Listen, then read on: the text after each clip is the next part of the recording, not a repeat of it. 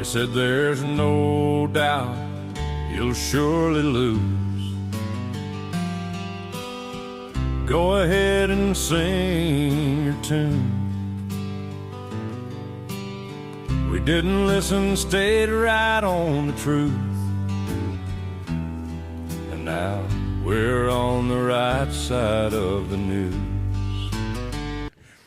Poke the hornet's nest. Good morning. Today's the first day of the rest of our life. We're here to inform you that things are happening on a national level. I've just got two things to say, and then Doug's going to take over. On the national level, Marco Rubio took over the daily briefing at the White House for that gal. What was her name? The blonde-haired chick? Yeah, she's on maternity leave, and I saw Trump 3 or 4 days ago say, well, maybe Marco and I will take it over. So Marco was on. It was very interesting. I watched it last night on a replay.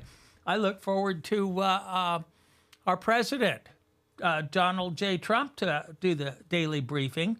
And I think it's very interesting. Marco said epic fury is over. Now we're just defending the international right to use the Strait of Hormuz, which is actually international water, and we can't afford to let just any country say, this is ours, you can't go through unless you pay a ransom. We're sticking up for the rest of the country. Last night, about 6:30, at the Reading City Council meeting, I got up there at public comment. And this is almost word to word. I wanted to take this opportunity to invite Aaron Reisner onto Poke the Hornet's Nest May 13th or May 17th at 9 a.m. to explain to the listening audience why she should be, why we should vote for her to be the Shasta County Supervisor of District Number 1. Aaron?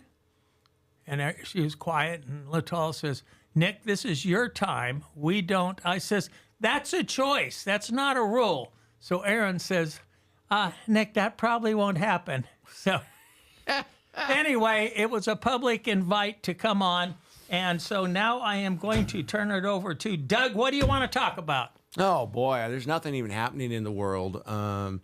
Did you hear that they found a bunch more billions in fraud in Ohio being perpetrated by Somalis? That's weird. They got Minnesota all messed up, and now they got Ohio. So how these people stay in our country is anything but... You would have thought that the Biden administration would have been all over that, but they were too busy stealing dresses. Well, I got that story the other day, and I just said, and this is where I have some substantial problems with Trump. We were promised all kinds of things, and most of it has turned out to be just false. I mean, he did get the border.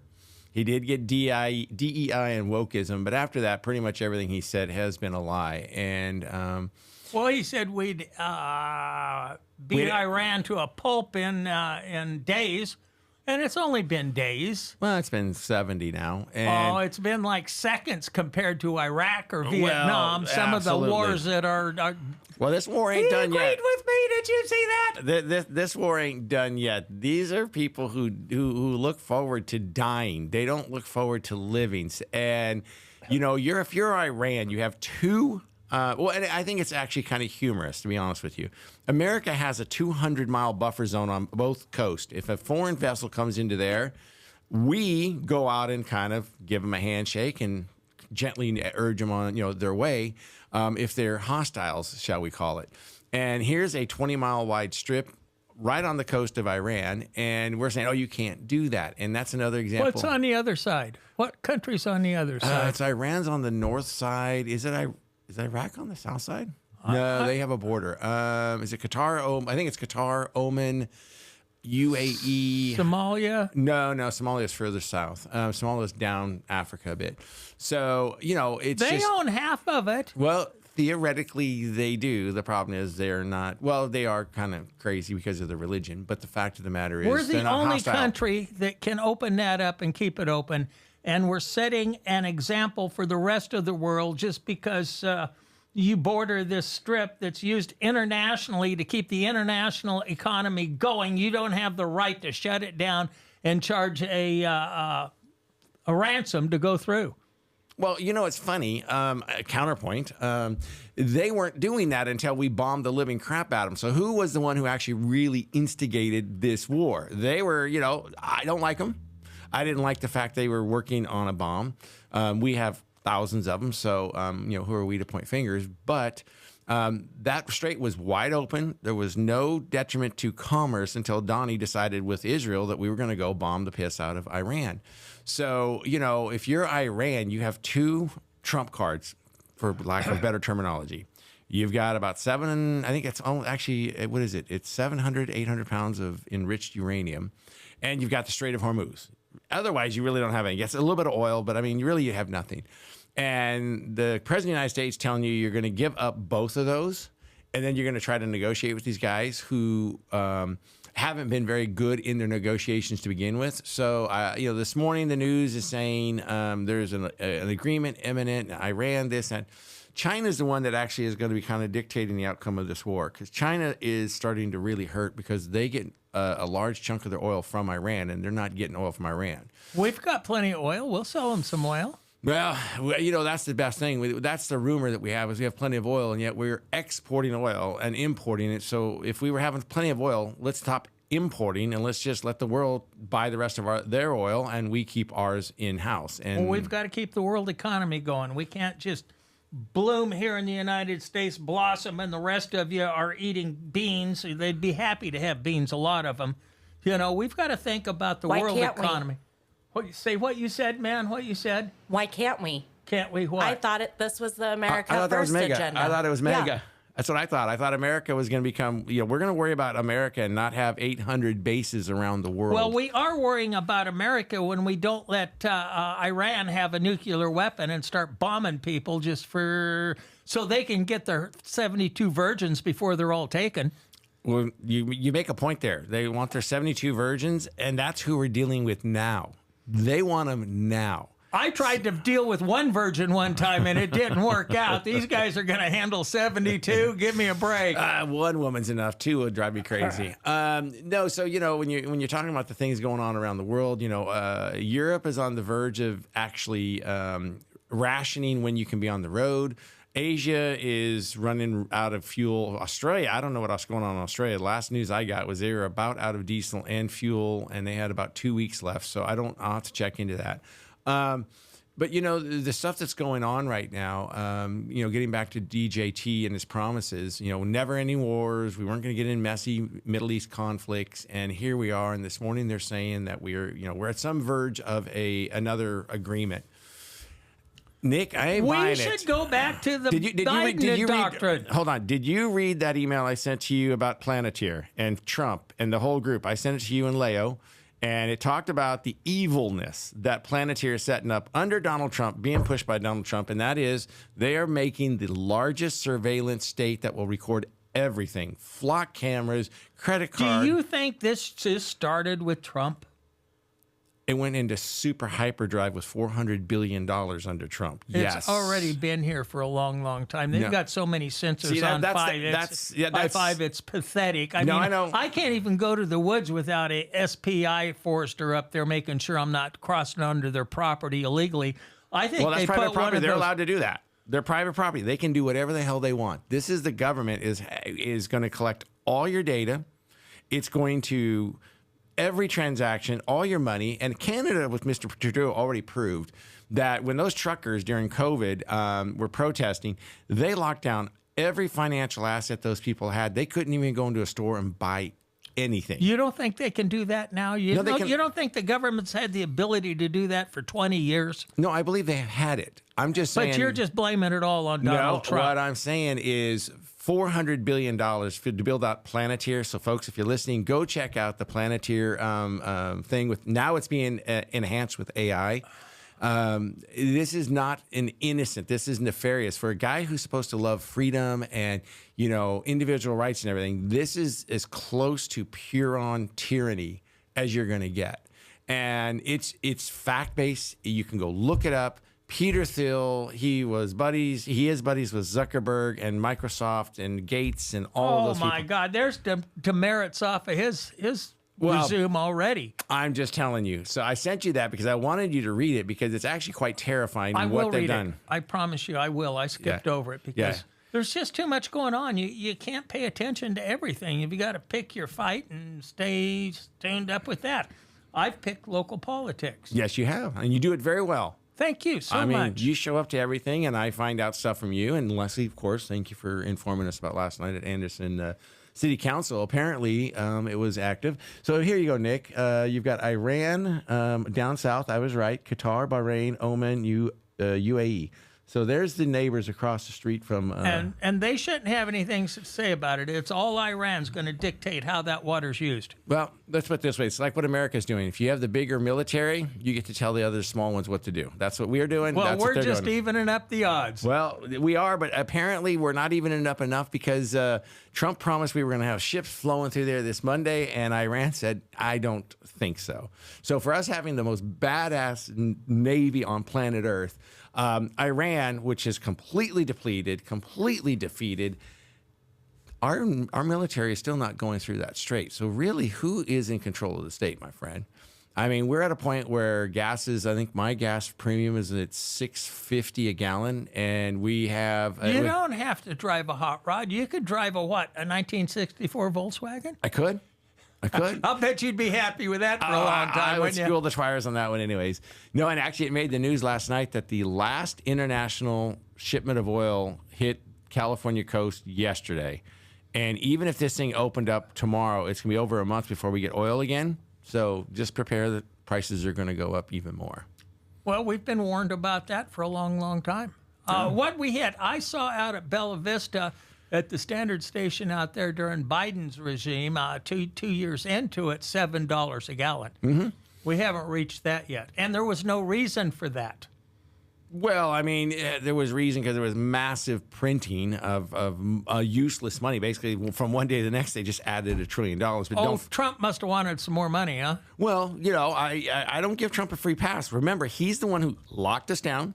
He's the one that got the first $1 trillion in stimmy money. So when people say, oh, Biden, don't forget, Donald J. Trump, by the time he's done, will have added more debt to the United States government debt than almost all 250 years of other presidents combined. That's what we're getting with Donald J. Trump. And you can't sugarcoat, well, you're against Donald. No. I would like to just start cutting our budget. I'd like to lower our taxes. I'd like to have our borders secure. Kick out all the illegals. 100%. Our borders are secure. Finally, we're trying to kick out the illegals. We're not doing a good The other job. side is fighting us tooth and nail.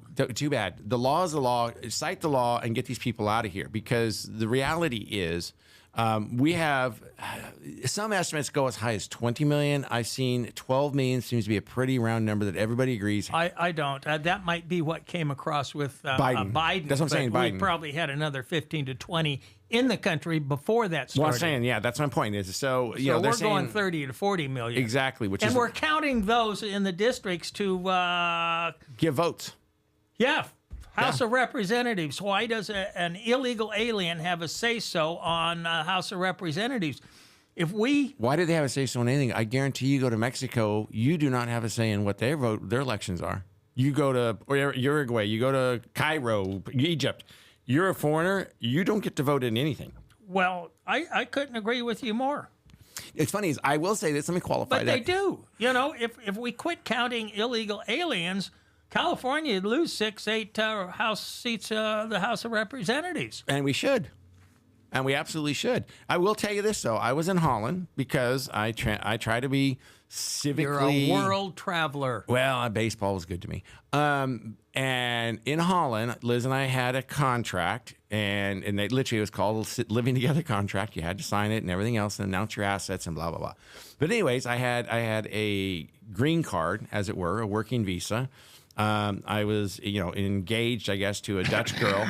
I had to sign in as a citizen of the city of Rotterdam, and I got to vote in their local elections back in the day. So I did get to vote as a Did non-citizen. you vote for Angela Merkel? I did not. That was before her Boy, time. I'll tell you, that's somebody who ought to be a dirty word in Europe. She pretty much opened the floodgates, didn't she? No. Oh, no. Who thought we'd disagree? Well, Obama's the one that started the whole Arab Spring. Merkel and them had nothing to do with that. That was Obama's game plan with Valerie Jarrett. So if it wasn't for Obama and his grand plan for the Arab Spring, which caused all the chaos, Merkel wouldn't have had nobody to let in. That's the truth. Look that up. Well, she let him in. Well, she let him in, and she strong-armed the rest of Europe to do it. And it was it's funny enough, the people who were the bad people were Poland, Romania, Hungary. They literally put physical fences up, and they kept them all out. And guess what? They have no immigration problem in Poland, Romania, and Hungary to this day. It seems like I just read that Romania is going bankrupt.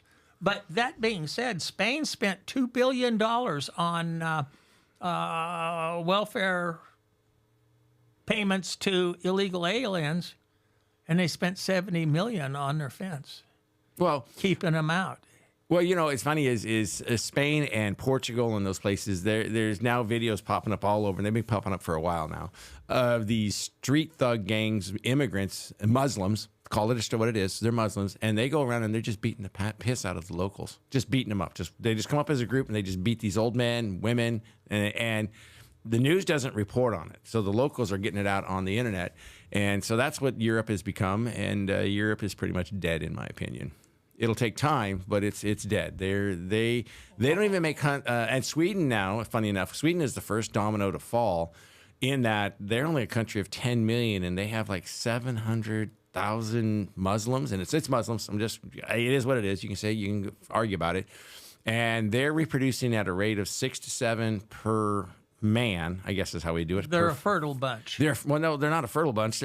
They're being paid to have kids, and the Swedes can't afford to have kids. So the Swedes have a birth rate of like less than 1 or white. Does that sound like the United States? In Minnesota, and apparently Ohio it does. Not just that, you've got the poverty level, welfare queens, that kind of stuff that's been going on since LBJ. They outnumber us now. They're called liberals. Instead of welfare queens, they're called liberals. Yes. Yeah. Well, because they're caring. It's two things you've agreed with me. I know. Today. In one show, Nick, I'm telling you, we might have to stop the show right now just because I've agreed with you twice, and that's not normal. So we're paying to slit our own throats, basically.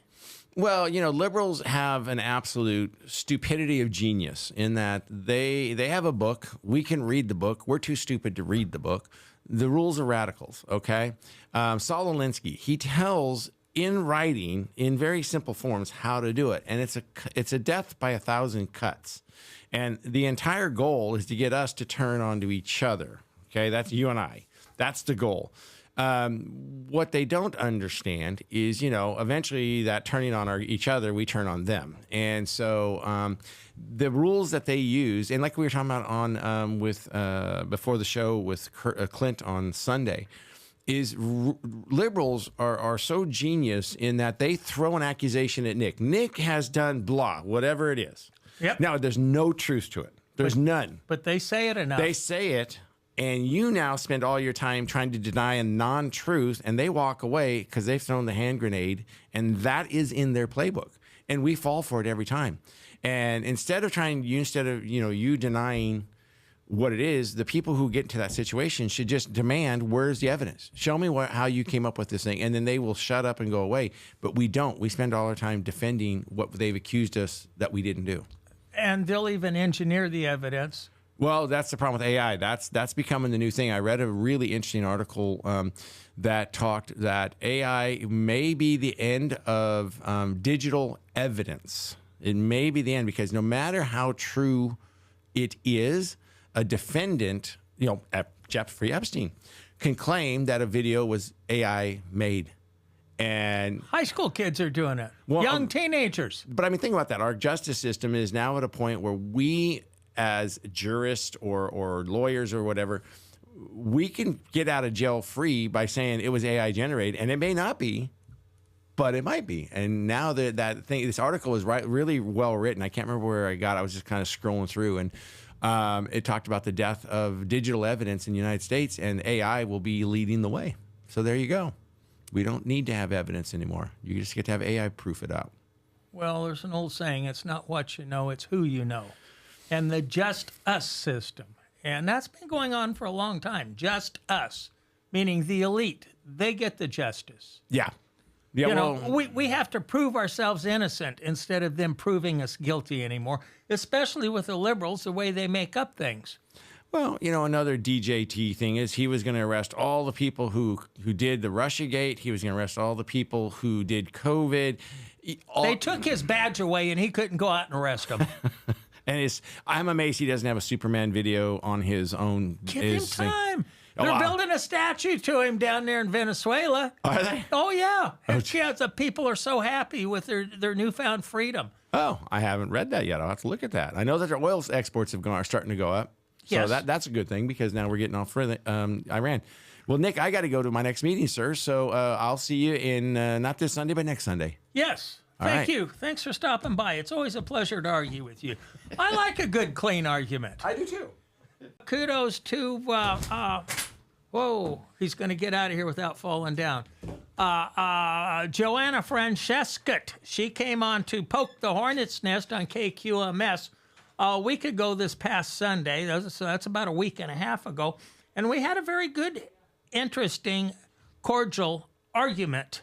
And then last weekend, we had Clint Curtis on to even things out. And I would very much encourage the audience to go listen to those two. They're in the archives. Go to kqms.com, click on podcasts. They're easy to find after that. And this is where you get honest news. We didn't pick on one side or the other. And I'd made a couple of mistakes, so Patrick Jones came in to make sure I didn't make any more. And it was a very lively, interesting conversation. One thing I found out that really it makes sense that I didn't know. If you recall the 2020 census, that's when they redraw the district lines to make sure that the population in each district in the counties, as I'm talking Shasta County, is somewhat comparable. Like you don't want 10,000 voters in District 5 and 25,000 voters in District 4 bordering it, and $9,000 in District 1. You want them fairly even. So when it came time to do that, guess who was in power then and pretty much running the county? None other than Leonard Moty. And what I found out is Joanna Francescat, Kathy Darling Allen, and Leonard Moty engineered the change in the lines, and they went around. I go, oh no, Southern District 5, I believe it is. It was engineered and cut out the biggest percentage of the conservative voters and moved the liberals up into Moty's district. And they had what they called a non-partial panel. I remember Mark Kent was on it. I believe Bruce Ross was on it, and a couple of other people. And they spent a lot of time, and they came up with 5 different plans to redraw the lines. Well, they just laughed at those and did them the way they wanted to do, and come to find out, they had redrawn them lines, Kathy Darling Allen, Joanna Francescat, and Leonard Moty, and there was no ifs, and buts, or hows about it. They did it to put the advantage in the liberal playbook. And that's just the sneaky way things have worked out in Shasta County year after year. Well, now we're turning the corner, and we're getting the conservatives are getting a voice back, and it's about time. We've rectified some of the things that have gone wrong in the past. We're on a cusp of getting fair, transparent elections. And it's really important that the conservatives come out and vote June 2nd, because if they don't, and we go back to the person that has been an apprentice for 17 years that got to run the 2024 elections, you're not, in my opinion, you're not going to have open, transparent elections. You won't even be welcome to go in and view how they're counted, as opposed to the fact that with Clint Curtis, the election he ran, it was wide open. The bars were down. You could go stand behind and watch and see what the counters were doing. There was a lounge with everything up there on camera. The past election official, she said that only 10% of the votes were counted on video. Well, that was a mistake because 100% were on video. You could go there yourself right now. You could count the votes. There were 0 mistakes, whereas the election before that, there was over 500 mistakes. And it just goes on and on and on. It was a train wreck. And, this is how we're going to take back our country. Either that or they're going to take it over and keep telling us, what we can do, what we can't do, feeding us a crap sandwich and telling us it tastes good. I've come to the conclusion it doesn't taste good.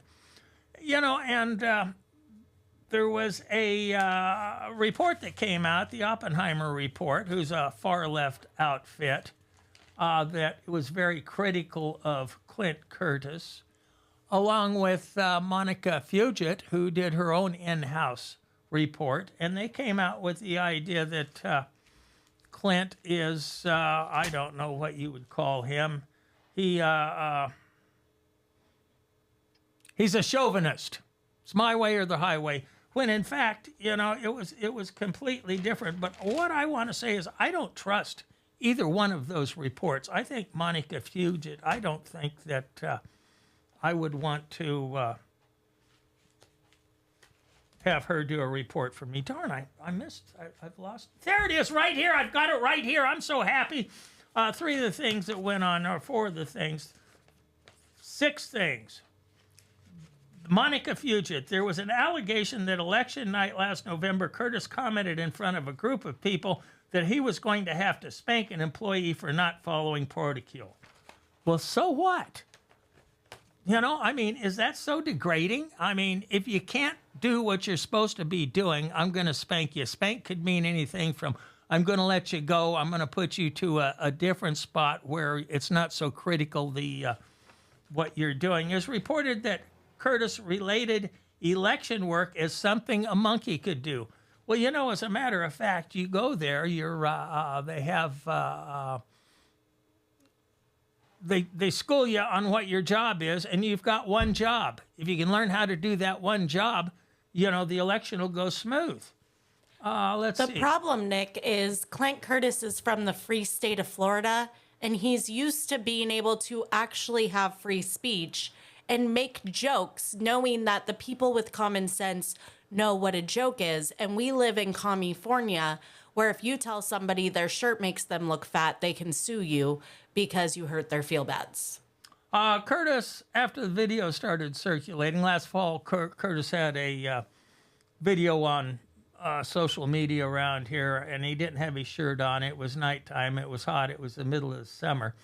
And that sort of video went around, and Curtis made the remark, well, that proves I'm the only hard worker here. I haven't seen you without a shirt on. I hope he said that to a big-breasted woman. But the fact of the matter is, why should you have a shirt on in the middle of the night when nobody's around and it's hot? Go ahead and take your shirt off and work. Who cares? Here is the big one. Witnesses interviewed said Curtis numerous times referred to female employees as pretty and dear. Really? Why is that an insult? I remember when retard wasn't a bad word. They can make a bad word out of anything. The evidence supported that Curtis made inappropriate comments, some which referenced gender. None of the witnesses presented evidence that female employees were denied pay, promotions, conference attendance, or assignments because of their gender. So where's the beef? The evidence further reflects that Curtis engaged in direct conflict with male employees, imposed corrective measures unrelated to gender. So he stood up to some of the guys that have been there forever, and they think they're the boss, and the fact is Curtis is the boss, and you're going to do it my way. I know any boss I ever worked for, it was either do it his way or the highway. If you didn't like your job, move on down the road. And the report found that Curtis engaged in at least one campaign-related phone call during work hours. Really? So did somebody call up and want to talk to talk about the campaign? And Curtis says, I can't talk about that right now. I'm on business hours. That could be a campaign-related phone call. There's no content. Whoa. One campaign-related phone call. where Bridget had how many hours of campaigning on company time, and they chose to do nothing about it. Yes. So I'm saying that I don't trust either one of these reports. They should have never been brought up. It was brought up for political purposes only, which is to smear him and the good job that he did 1 month before the elections. And if you go to Pork the Hornet's Nest last Sunday on KQMS, you'll find that Curtis defended himself very well, very professionally. And boy, I'll tell you, if we don't get Curtis to be our registrar of voters, it's a step backwards for Shasta County and for California, because there's other counties looking at what we did. And the last thing I want to go over is at yesterday's meeting, Kevin Cry did a very in-depth description on why it is so important to have people in our NGOs that are honest. And he described Susan Wilson as being less than honest when it came to, what was the name of that? There was a kids, young adults. Youth Option Shasta. Youth Option Shasta. Thank you, Leslie. Susan Wilson, it finds out, gave herself raises that amounted to $7,000 or $8,000, all three of them. Gave herself health benefits, and that's just what's listed on there. It amounts to $35,000 to $40,000, and Kevin believes she should be prosecuted for that. She did it behind the back of the committee that would okay those raises, and it seems to me the law enforcement and district attorney's office was slow walking it. It looks to me like they would hope that it just went away and wasn't brought up again, and maybe the statute of limitations run out. And give Kevin credit. Our laws need to be enforced, not just for people that don't have connections, but people who do have connections, which Susan Wilson does. And I hope they make an example out of her, because she is a very arrogant person, in my opinion. So I think with that, we'll just close out for the day and see you in 1 week here at Poke the Hornet's Nest on mountaintopmedia.com.